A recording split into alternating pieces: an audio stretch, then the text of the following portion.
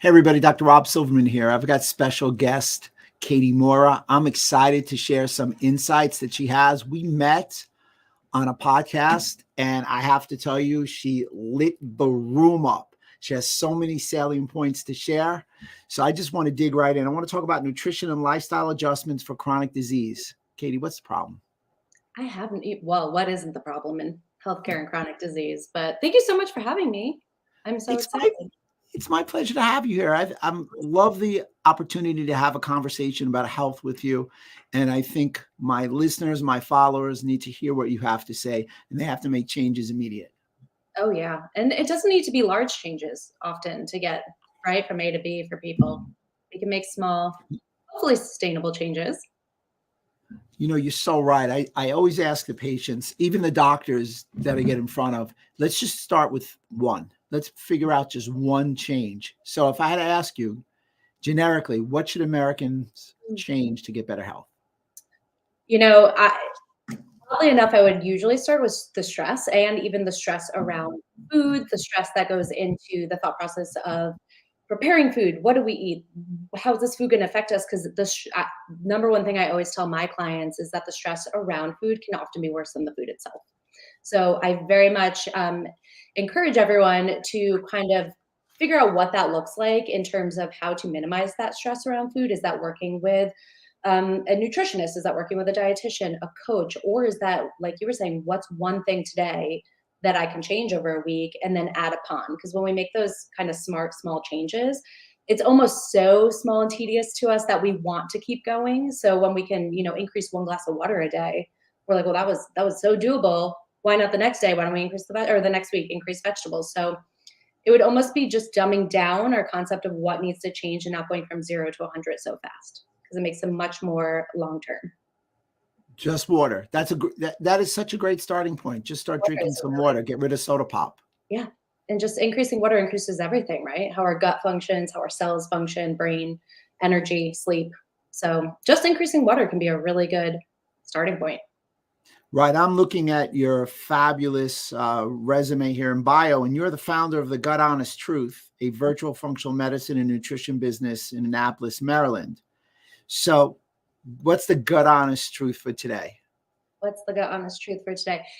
Eating to support our microbiome would probably be one of the biggest things. I know you definitely speak that message loud and clear, is going to support every single facet in our body and how everything operates. So the foods, whether that's removing food sensitivities, encouraging more prebiotic, probiotic ferments, especially prebiotics, honestly. Those are, I think, not as big of a conversation as probiotics. So eating for good gut health is everything. So the gut honest truth is, a woman's microbiome different than a man's? Well, everybody's microbiome is different, right? There's not one person that has the same microbiome as the other. So I do think that's interesting, whether it's men, women, or just your neighbor, your parent. None of you are going to have the same microbiome. So what works for one person is not what works for another individual. So the generics of throwing just any probiotic, right? Any diet plan at one human isn't always going to work across the board, which I find interesting to talk about. Let's delve into that. I love that concept, because you and I have talked before multiple times, and we believe in the N of one. It's that one individual. We want to personalize and individualize it. And you talked about probiotics, obviously pre and pro, but let's get into probiotics a little bit. Yeah. So you're saying that the probiotic I take from me may not have the same effect on you? Absolutely not, right? So first of all, when you talk probiotics, just good bacteria. We're taking hopefully live bacteria that are going to enhance the microbiome and diversity in the gut. But let's say a lot of people might be familiar with the lactobacillus species or the bifidobacterium. So if you flip your bottle around, you'll see what's in there. And maybe your gut is lacking one or both of those, and you thrive by taking additional, resources of that. But perhaps I have more, I don't know, let's say fungal overgrowth in my gut, and I might do better with something like Saccharomyces boulardii. Or if I have a weaker immune system, right, perhaps that's going to boost me up. So taking one with a strain like that might be more beneficial. And then you can break down even farther, into the species. Now, you said strain, and it's exciting because it's genus, species and strain, genus like lactobacillus, Yeah. species acidophilus, strain whatever is, and probiotics are strain specific. Yeah. And as you know, 4 strains are most common in individuals. But you said something that was really interesting. You tipped a little iceberg there. You said fungal overgrowth. Yeah. So there's this new term called small intestinal fungal overgrowth, i.e. 97% of them is candida. Yeah. How often are you seeing that in your patient base? You know, in terms of, and we can talk about this because I know you talk a lot about the testing more so for candida. So I haven't quite found the test to say 100% this is what's going on, because without scoping, we really can't identify SIFO or small intestinal fungal overgrowth, but we can go off signs, symptoms, other things going on, obviously, in the body. I see it a lot because I primarily work with individuals on their gut microbiome, and I work with SIBO a lot. And right at like about 50% of individuals with SIBO are also going to have SIFO. So small intestinal bacterial versus fungal. So I see it quite a lot. And like I said, there's different probiotics that are helpful. Obviously, there's also different antimicrobials and nutrition things we can do. But yes, I see that quite often. So you're saying 50% of people with SIBO, small intestinal bacterial overgrowth, which I believe in the next 3 to 5 years will be our leaky gut conversation. Yeah. Also has SIFO, small intestinal fungal overgrowth, i.e. candida. Yeah. I just did a lecture it was a whole conference this past weekend, and we were talking about how little we know about the small intestine, especially right as consumers, let alone as providers. We know so little, but it's where all the magic happens, right? Where all of our absorption of our micronutrients, where our leaky gut, and we love to talk about, yet we know so little about the microbiome and diversity of it. So I think that's so interesting as we talk about the role of nutrition, gut health, everything as we move forward. Yeah, I think we're just like you said, I think we're just tapping into the knowledge. 90% of what we know about leaky gut and bacteria in the gut has occurred in the last 5 years. So if you're going to a practitioner who hasn't kept up with that data, they're really going to be in the distant rearview mirror. Yeah. Yeah. I'm interested to see what happens in the next few decades with the small intestine. Well, I think you said it. I think you're going to be a part of it. Figuring out. It's interesting. It's so exciting to see such an influx of diversity in practitioners that are talking about the gut and helping people. I mean, we have more practitioners than ever before, but the problem is we also have more chronic disease. Yeah. So what can what conjecture can you attribute this to? There's so many different things right, we could talk about the quality of our food supply and the options and availability as being one.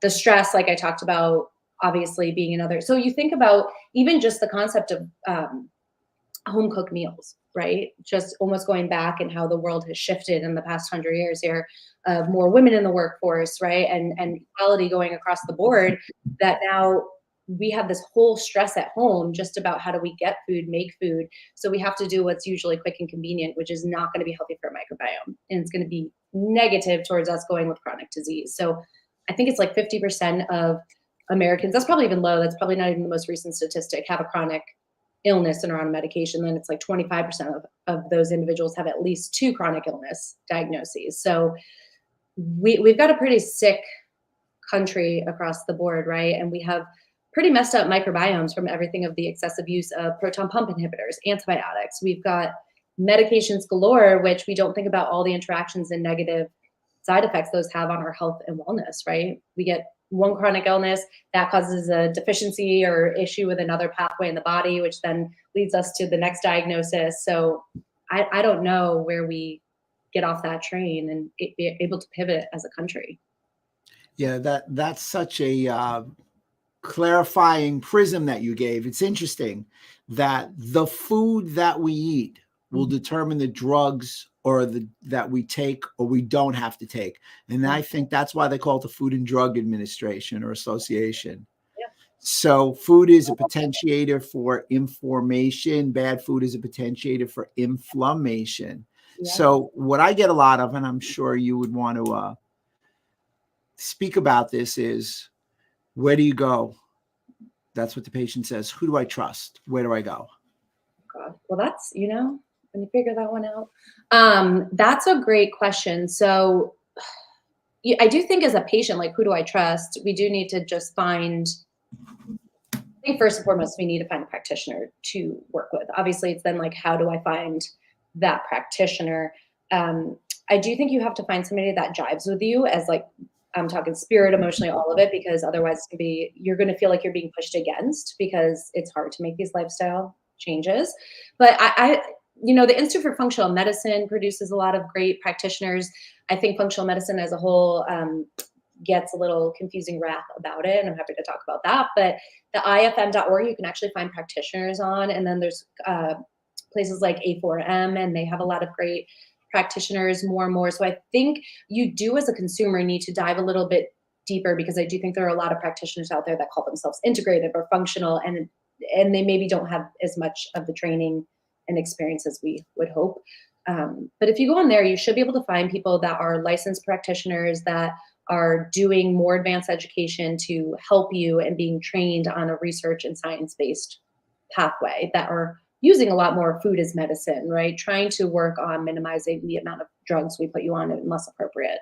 So I think there's a really good accessible population coming out for patients. I agree with you. IFM does a great job. A4M does a great job. Functional Medicine University, a good friend of mine, Dr. Ron Grisanti, does a great job. Any of these established institutions program too. IFN is, if you're looking for a more nutrition, changes and lifestyle base, they're producing a lot of really great RDs and nutrition professionals. So if we were talking to Jeff Bland right now, 25 years ago, do you think we'd be here today? Gosh, I wish, does your population, are they familiar with Jeff Bland? They know that Jeff Bland is the father of functional medicine. He wrote the foreword for my book. Yeah, they know who Jeff is. Yeah, Dr. good. Bland, excuse me. He's great. He's definitely someone to look into, and he's always putting out new stuff. And he's really was one of his first books was one of the ones that got me really into the functional space and wanting to drive further into it. But yeah, without him, we wouldn't be here, would we? No, everybody needs a George Washington. He certainly was. I actually have a question. I will encourage those who are watching, please feel free to ask a question, because that's the beauty of doing a live podcast, answering questions live. So it's right there. Kathy Turner said, please comment on fungal overgrowth. What is generally the best? And she's asking about a white on the tongue, if that's helpful. I maybe have a differing opinion than the white on the tongue is all functional. I do come from a long line of dentists and oral surgeons in my family, so I kind of see both a functional and traditional space when it comes to that. So I think we're very quick in functional medicine to use that as a diagnostic piece, if you will, and that could very much just be a dysbiotic flora. It doesn't necessarily need to be fungal. It could be acid reflux. It really depends. So I encourage you to also talk to your dentist as well as your doctor about those two things. But the best approach, you can definitely do different tests. Like Dr. Silverman, I know you like to use specific tests to identify candida. You can use stool testing, you can use blood testing to tell the location of fungal overgrowth. That's more a little bit of assumption work and working with somebody who has a lot of experience in determining where that fungal overgrowth, meaning organ, is small, large intestine. But you can do everything from dietary changes to using antimicrobial herbs or probiotics, right? So Saccharomyces boulardii, which people can get over the counter, is yeast that fights yeast, right? It also helps us with a lot of things like leaky gut, our immune system. So we can use products like that to put some good in and kind of also rebalance the fungal overgrowth. But then there's lots of herbs, or incorporating even herbs into diet, like oregano and lots of different things that we can use. I'm not sure if you have favorites that you like to help with people with fungal overgrowth, and diet, right? It feeds off sugar. So talking about sugar and inflammation, and it doesn't really just, have a discrepancy between what type of sugar it is, meaning if you're eating 7 pieces of fruit a day, that's better than eating 7 chocolate bars, but it's still a lot of high sugar. So we just want to have balance. Like everything is truly about balance, right? Protein, fat, fiber, and carb all at every snack, every meal. So we don't get these bad bacterial overgrowths or these fungal overgrowths that have like this feeding frenzy off of what we're putting in our mouth. So obviously easiest place to cut back, if you have to assess where your diet is on this like pendulum of like 1 through 10, right? Is it you're eating high inflammatory foods, candy, soda, all that all day, backing up on things like soda and candy is just like a really good starting place. If you're already eating super clean, we can talk about is the balance there, right? Are the nutrients and the balance that you need to keep everything in your microbiome at bay there? I just got a question on my phone. Sometimes people text me. So all over the place. Here's the question. Katie, what's the best diet to have good gut health? That really is dependent on the individual, but I will generally say I'm still very supportive of a more gluten-free Mediterranean diet. So I think the data is there. I think the most nutrition is there and the least restriction is there. So I am still, I don't really, there's pros and cons of every single diet in my opinion. So you have to also find one that works for your lifestyle and you can't just force it upon yourself. But I would say a more gluten limited, gluten-free Mediterranean plan. Lots of healthy fats, lots of fruits and veggies, olives, all that, a lot of fish, little red meat in there. Yeah. So I just got another text. They said, do the rapid fire test. Are you ready? New York style. So I would have asked you gluten. So you said no to gluten, correct? I will, do you want my actual opinion on the gluten intake? I think that I'm going to give you a given. Okay. You're not allergic to it. You're not sensitive to it. There's no intolerance to the food. Yeah.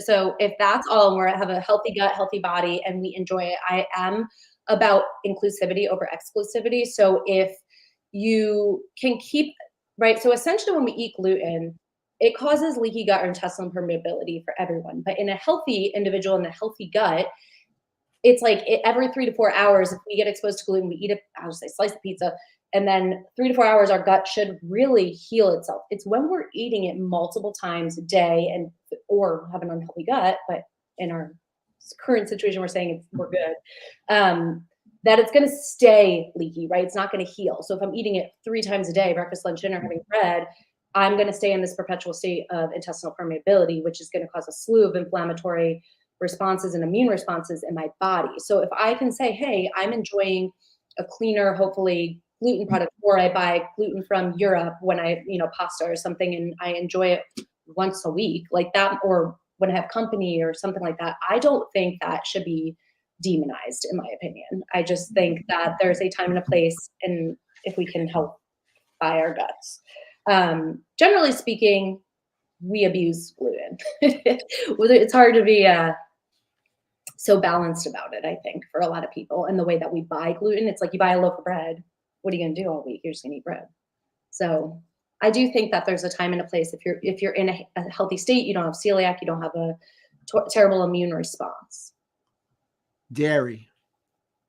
I think that dairy can have a place in terms of grass-fed butter, right? Having ghee for people if you tolerate it in certain ways. But I think that we definitely overdo it. It can cause constipation for people. It can cause inflammation, mucus issues. So more people have a hard time generally breaking down lactose, even just talking lactose, the sugar of dairy. But the casein in whey, especially the casein, can be pretty inflammatory for most people. So I think dairy can be broken down personally into like casein, whey, protein. For some people can be very good for muscle building if they're not sensitive to the whey protein isolate. But generally speaking, they're two of the more inflammatory foods for the general public is dairy and gluten. Artificial sweeteners. We're talking like Splenda, right? We're not talking and throwing stevia or anything in that bus or monk fruit. Okay, so I'll be specific. Splenda and monk fruit. No erythritol. No erythritol in the monk fruit. So I am not pro artificial sweeteners. I don't, in small amounts. It's really hard. The problem is it's hard to find monk fruit without erythritol, right? So that's a whole other conversation. I do like stevia for people. I also like natural sugar in the raw if you need a little bit. Like you can have it. It's just not. It's the balance of it or the minimization of it in your diet across the board. Artificial sweeteners, I'm a hard pass on. That not only is it going to spike the insulin response and have the same effects, but it's going to potentially be more cancer causing or contributing to that in your body and have like dermatotoxic issues. So I don't love the artificial sweeteners. Got a couple of questions. I know fruits can be part of a healthy diet, but could someone have fruits as 3/4 of their diets? Have fruits. I probably this is maybe it's my knowledge and experience. I wouldn't encourage that to be the regular consumption because I do think we miss out on a lot of nutrients. That being said, a lot of people, not a lot of people, but there is a subset of population that does that. And if you're getting your micronutrients checked, I'm talking more advanced than just getting like B12, iron, vitamin D, and they look great and you feel great, maybe that works for you. But generally speaking, too low a protein for me, not enough healthy fats, probably not enough veggies. So fruits, yes, just not Just not that not high off the tree. percent of the diet. Yeah, fruits Yeah. pro, not that high of an amount. Somebody just asked, is organic raw sugar better than white sugar? Yes. And then, of course, the next question is coconut sugar. So grab those. I'm okay with right. So when it comes to sugar, think about it. It's all about how much it's processed, how it's going to affect your blood sugar, which can be different for everyone. So if you're someone who somehow has like the glucose monitor, you could check how your body specifically responds to each food if you want to go that far. I think it's more about only using it when necessary, right? Like if you are somebody who likes it in your coffee, can over a week or two, you actually half the amount that you're using and still enjoy your cup of coffee, right? Like we want people to still look at food as love and enjoyment and community as just much as it is part of, our health and wellness, but we can absolutely minimize where sugar comes in. But I like the coconut sugar for a lot of people, and I much prefer not having white sugar and having sugar in the raw.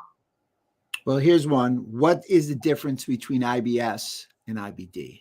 Okay. So IBS is probably what most people listening, if they're familiar to gut issues, have, but it's irritable bowel syndrome. Okay. So it's kind of a trash can diagnosis. This is what I actually specialize in practice.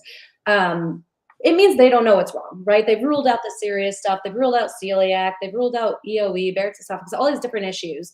And they're just like, you don't feel great. Something's off, but there's no serious infection or autoimmune component to what we are finding, right? So not quite sure how to help you. There's a lot of things we can do to help you. And then IBD is inflammatory bowel disease, and that is an autoimmune inflammatory response. So that is thinking like Crohn's, colitis in the body. So that can happen really anywhere like mouth to anus, having some kind of autoimmune response. So usually they're a bit sicker and having potentially like bloody diarrhea, mucus in the stool. You could have that honestly in either way, but it's a bit more, I'll say, serious for the most part. They both have serious complications though. We have a ton of other questions, but I'm gonna give you one more before we go to that rapid fire. I love the quick questions. I live all right. Well, you know what? Let me hit you with a quick question. Let me hit you. Yeah. Because they're writing them in, and everybody sometimes when it's live doesn't have the time to stay. Is monk fruit a good sugar substitute? I guess they want a definitive answer on that. I like stevia better probably. Monk fruit the problem is, and we could, I guess, get into this if we need to, I can never find it without the erythritol. So that's where you get into the whole new research on erythritol and monk fruit. And are you healthy enough, I guess, right, for erythritol to make a negative impact? I also think why in excess does that have to be your only sugar you're using if we know there's potential negatives to it? So I don't demonize the whole erythritol thing, but you have to become metabolically healthy for it to be not such a serious conversation around that, I guess. I guess we should talk about the elephant in the room. Obviously, the reason everybody's asking about erythritol was it was in the news because of a nature.com, very reputable magazine, periodical. What was your take on it? I feel like I'm giving mine away. All right. Well, I'm happy to give my take. I actually haven't done any reels or Instagrams or Facebook Lives on it. Real simple. I'm not a big proponent of erythritol. Yeah. That said, I thought that the headline didn't match the quality in the study.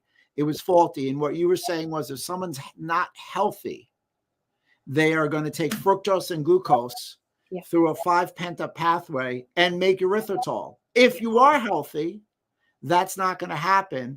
And they showed a correlation without causation. So people read the headline, but didn't read what was going on. So it really didn't show anything. Although erythritol probably for an artificial sweetener should be on the endangered species list anyway. Yeah. So I got to know.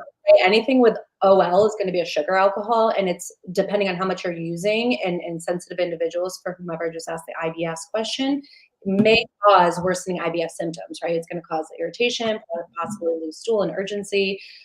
Sugar alcohols can be a gut irritant. So I don't love it either. Do I think here and there usage, or if you're like traveling and you use a blend of monk fruit and erythritol, is that like a horrible health choice? No, but to have that be what you're using every day, I would not probably advocate for that. Yeah, I concur. What are your thoughts on butter and coffee?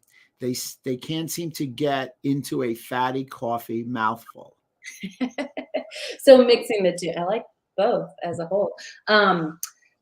If you enjoy it, which it doesn't sound like this individual does, like go for it, right? It's a nice having some fat in there can balance out sort of that spike or rise potentially. And so caffeine, if you're having enough of it, can actually increase blood sugar, right? It can do that for some people. So having some fat or protein alongside can sort of stabilize the blood sugar. That's not always for everyone, but can help. If you don't enjoy it, why are you doing it? Would be my first question, right? Just have your coffee and then have some, if you want to get that grass-fed butter in, or the butyrate levels from grass-fed butter, then like have something on the side that incorporates the butter in a way you enjoy. I don't think you have to use that or use it as if you're doing like intermittent fasting or something like that. That doesn't have to be a part of it. So intermittent fasting, everybody on the channel knows about it.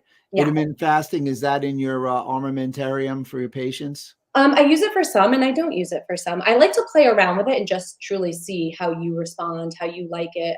If you have hypothyroidism and you're female, like it might not be the best route for you, but you really don't know till you try, in my opinion, with many of these things. So I don't do it across the board with everyone, and I'm not against it by any means. So I do think it can be a really helpful tool for some.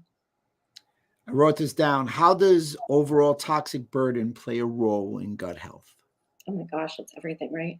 So first of all, toxins can be stored in something called biofilms in the gut. So, which I just picture like little houses we build around ourselves, right, to protect ourselves in our community. Bacteria, yeast, they can all do that too to protect themselves. So if we go messing with the gut too much and pop open biofilms, let's say you go through a protocol for that SIFO we were talking about, you can then actually release these toxins into the body, which may not always be a good thing, right? We can cause some more die-off reactions, but it can also be one of the biggest reasons we have things like IBS, and it's not wildly thought about, talked about, looked at, right? We look at like only bacterial pathogens or fungal pathogens, but we could have things like, let's say, just too elevated of mercury in the gut, right? So avoidance, first of all, is key, just finding where it's coming from in the households and your lifestyle and minimizing that.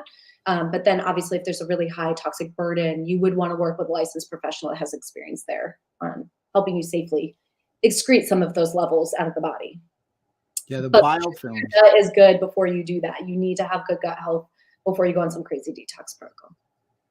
Biofilms are a problem. 80% of the bacterial infections we have are biofilm. That's from the NIH. Mm-hmm. Most of the biofilms, I mean, the best way that I've heard somebody describe it, they say it's the plaque, like in your tooth. It's sticky, it's crappy, it's gooey, and it sticks there. And if you can break the biofilm, you expose the bacteria. And to speak to your point, you've got to be taking some form of a supplement that binds it, like a serum bovine immunoglobulin, that'll mop it out and take it out. If you have never played with biofilms before, the first time will be an adventure. And I'm not talking from a patient perspective, from a practitioner perspective. Now, this really bodes the next question in that, how does someone actually really heal their gut? Well, so this is a really good question. My answer might not be great, but the question's great. You need to find the root cause. And I think no matter how much a practitioner screams that, and obviously I scream it all the time because gut health is where I specialize in my practice, is you have to find the contributors, those straws that break the camel's back, right? What's imbalanced? Because if you can't correct, remove, minimize, balance those, you're never going to actually heal the gut, right? It doesn't matter how much glutamine you throw at it or DGL or probiotics, like that likely won't fix it. So if you have a gluten sensitivity and we're not addressing it, and usually it's more than one factor at a time, right? There's usually a couple going on. Or if your stress is affecting, you're taking NSAIDs all the time, they're causing leaky gut. Or if your diet is contributing to just all these imbalances, or you're like really quick to jump on antibiotics. So there's a lot of things. exposure to parasites, having H. pylori. There's so many things that goes into this. And if we do not remove and minimize, we can't, everything's a Band-Aid, everything. Functional medicine or traditional, it's going to be a Band-Aid. So essentially you're saying that it's involved, and the proverbial removal phase is one of the most important phases in the gut. We love to do that repair and re-inoculate phase, but we don't like to do the remove, right? Yeah, well, nobody wants to remove, right? No one wants to break the house down. They just want to paint over the graffiti, and it's not how it works. Guys, just think of your gut as a wall. Don't paint over the graffiti. Patch the wall, prime it, and then paint it. Oh, yeah. Questions are coming in. Could I slowly incorporate gluten into my diet as long as my gut is healed, or would it be better just to lay off? So I think you could, if you've been off of it, I would honestly work with someone or look up how to properly do a reintroduction of an elimination diet, because it truly still is the gold standard of figuring out how you specifically react to a food. So you could see, and that would give you, I think, the most telling, because if you got pretty sick or felt terrible, like, I would encourage you probably to lay off. If you were like, that wasn't too bad, like we talked about, it's still potentially going to cause some inflammation, some leaky gut. So I would pick and choose, in your week or month when you're really incorporating it into your diet, and then trying to have better, like, gluten-free options throughout the day is the most part. So kind of like the 80-20 rule for most people, 90-10, 80-20. Is sprouted bread safe or better for the gut than other breads? It can be, but it can still, a lot of them contain gluten. So if you're trying to avoid gluten, I still see people like, right, everyone goes to like Ezekiel, and it's not always the best option. Everyone truly does better. I would encourage you to either find yourself, make it, or find a bakery that uses like the 4 to 5 ingredients that should be in bread, and not having all these other additives, or if you're getting sourdough, get like a true sourdough, so it's a bit easier in the gut. So if that works for you, it works for you. But I do see a lot of people think it's always the better option, and it's not always the better option. I don't think. Sourdough was brought up to me this weekend, and they said that sourdough ferments in the gut. I need some help. What do you say? I don't know who said that. Who's telling me these things? I don't want to say the doctor's name. I'll just say I'm getting a little kickback. People do pretty well with sourdough. So as long as it's like an actual true. Some of the ones you get at the store are, they're sourdough, but they're still full of a bunch of preservatives and different things like that, which is just, we could talk about what's worse, right? I don't know that data. I would have to look into that one more. Yeah, I wasn't sure about that either. So I would need to see. I'm sure we can find information either way. Do you know what I mean? Supporting. Yeah, let's just go to Google. I'm sure Google will give you 2 answers, and then we'll go to ChatGPT and we'll get a dissertation on it. Yeah. So since it's gut galore today, people are asking, why do you think it's better, or why do you think there's so much more gut issues now than there used to be? I think there's a lengthy list. I named some earlier, but I'll repeat in case they weren't here. I think our food quality is a lot worse. I think our water quality is a lot worse across the board. Or we've gone so far that all we do is filter everything out of our water and then forget to replace it with the necessary electrolytes and minerals that we need to actually like properly have it go through the system, so we have good bowel movements, absorb it. Medications are prescribed for, you breathe and you get a medication, which is going to disrupt usually the microbiome. We hand out antibiotics, we hand out birth control, everything that plays with the gut, PPIs, levothyroxine for thyroid messes with the gut. So we have like the most prescribed medications all mess with our gut, and we have a prescribing healthcare system. So food, water, we are all more stressed than ever before in life, I think, and stress is going to negatively impact the gut. Every time we're stressed out and we're eating, right, all that energy and blood flow we need for that rest digest moment is going to your extremities to fight for your life. And we can't really differentiate a lion about to maul our face off and, our boss being rude to us right before lunch. So when we eat under stress, we have poor digestion and absorption every single time. And then we get this like feeding frenzy for gut bacteria and yeast. So I think those are some of the biggest probably reasons that then trickle down into other things like exposure to infections and things due to that. Give me your best gut promoting foods. What would you recommend? Gut promoting foods. I think if you can just truly, like sounds so elementary, but variety. I don't even care what it is, variety of everything, different colors. Because if every food was the same and had the same principles, they would be the same food. We don't think about that. So I would also say, this isn't a food specific, but rotating foods, not even variety, but like rotating every 2 to 3 days. I call it a rotation diet, can be really, really helpful to not have the same offenders all of the time. So like having a meal plan for 2 days, switching. And then again, just eating fruits, veggies, right? Fermented foods can be really helpful. The vegetables are going to be prebiotic rich. So think like onion, garlic, different foods like jicama can be, if you are taking a probiotic and you're like so gung ho on that, you're going to have really expensive stool if you're not incorporating prebiotics to actually fuel the probiotic growth. So I would just, you can Google it. I think I even have a free thing on my website, and you download it and it has like prebiotic foods, probiotic foods, bile support foods, all these things. So look it up, because if you're just incorporating more of that into your lifestyle. One more rapid fire question. I'm a single mom. Mm-hmm. Got to feed for 2, always on the run. Yep. How can I make healthy choices? And Yeah. how can I prepare those healthy choices? How old are your children? That's question one. How can you prepare? So thinking ahead, right? Start with small changes. So I don't know where, I would almost think about if you can work potentially even for like a month with a health coach or a nutritionist, just even 1 month, to just get a baseline. Do you know what I mean? Of things you could choose. You don't have to go gung ho and like switch the whole lifestyle right away, but just starting with like, what's something you guys all enjoy for the most part. I usually love like stews, chilies, soups that you can batch cook, not do much, like a chicken soup. And you can have it for like 4 days at a time, right? So having a few things, then when you get sick of it, shove it in the freezer for a couple weeks, and then have a chili out. And then you don't have to go eating a salad every single day, right? Just picking and choosing what works and taking that extra second. This is coming from me as a mom of a 1.5-year-old and my own business, and I'm very stressed out all the time and busy. And it's really hard to always keep everything as healthy as can be. Is like the biggest thing for me is always actually like 10 minutes of thought process before I go to a grocery store, to say like, these are at least some of the meals, get those ingredients. And then immediately when I get home, I allot, like, even if it's just 20 minutes, chop up all the veggies, wash the fruits, do those things and put them back in the fridge. Because for whatever reason, for busy people, there's such, especially me, a differentiation of like, we have a bag of carrots in the fridge, or those carrots are chopped up, peeled, and ready to just grab and eat, right? So you don't have to spend endless time, but just do a little bit of prep, not even meal prep of the veggies, prep of the fruits in the fridge, and be ready to go for the next few days. So you just gave a new idea to the term meal prep. Yeah. You said actually think about what you want to buy, have a strategy, and have a strategy for the food for the week or the few days or whenever you're going to cook, not just make it.